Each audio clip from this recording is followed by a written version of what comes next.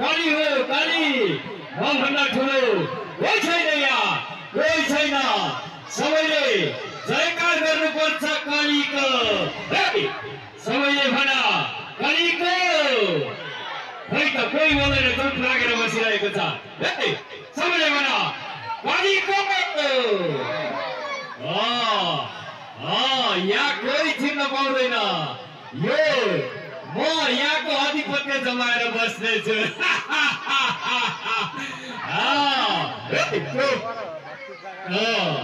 कति सुन्दर राज्य यहाँ त राम्रै चिज पाइन्छ जस्तो छ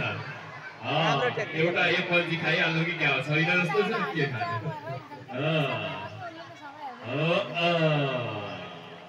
आहा कति सुन्दर राज्य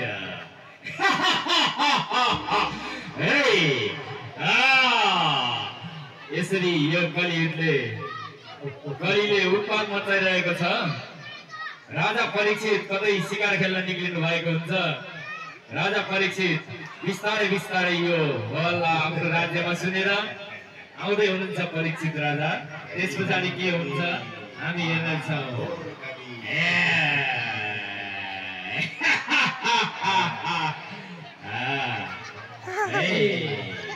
मेरो राज्यमा आज यो परीक्षितको राज्यमा के को हल्ला खल्ला मचिरहेको छ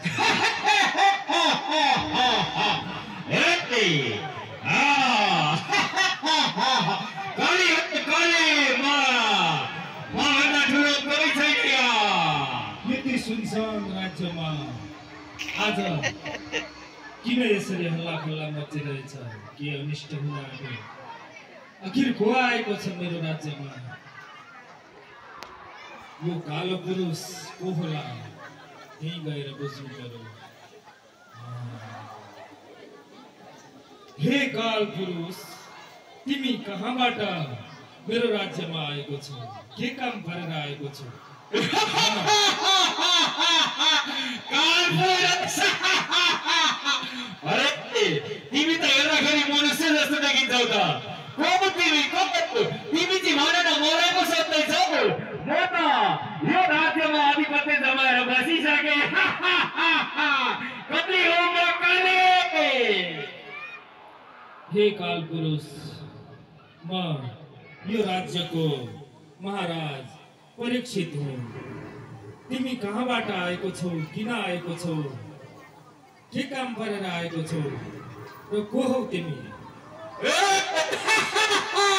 राजा महाराजा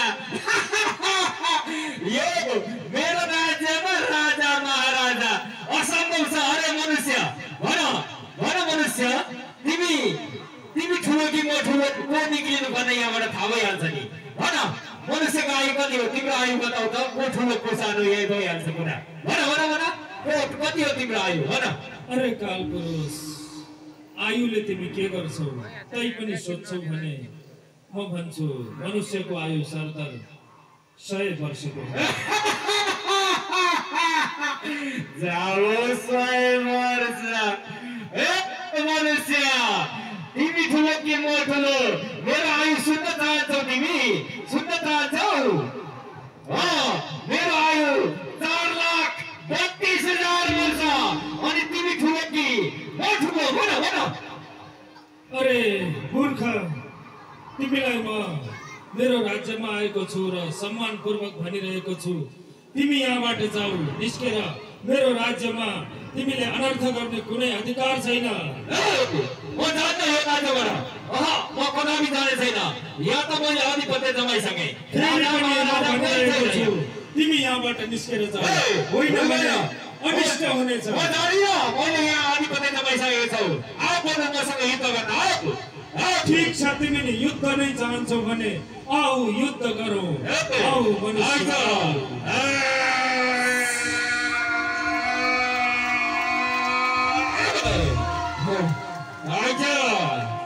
आइज हे काल पुरुष कहाँ भाग्दैछस् हे आइज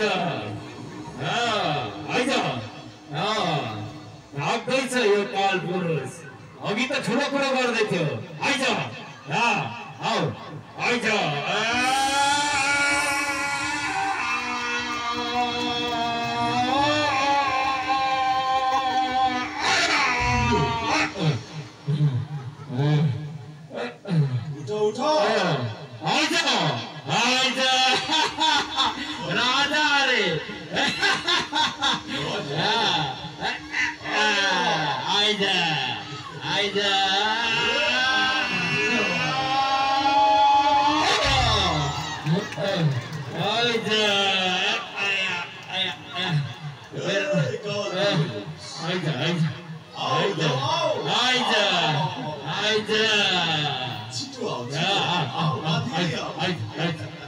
आइजा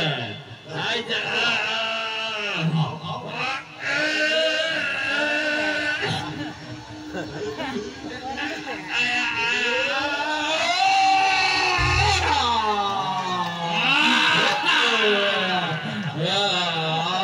मलाई चिनेकै छैन म कली हुँ कली आइज म पनि राजा हो परीक्षित चक्रवर्ती राजा एकछिन आइज कालपुरुष आइज एकछिन महाराज, एकछिन आइज पानी पानी पानी यो राज्यमा तँलाई कसैले पानी दिँदैन अघि त ठुलो कुरा गर्दैछस् मेरो राज्यमा आइज आइज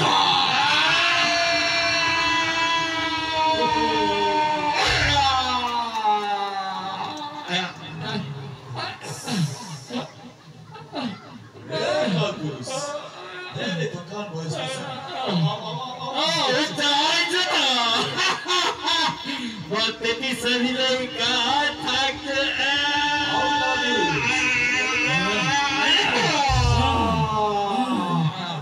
मेरो त परमे भान्जेली के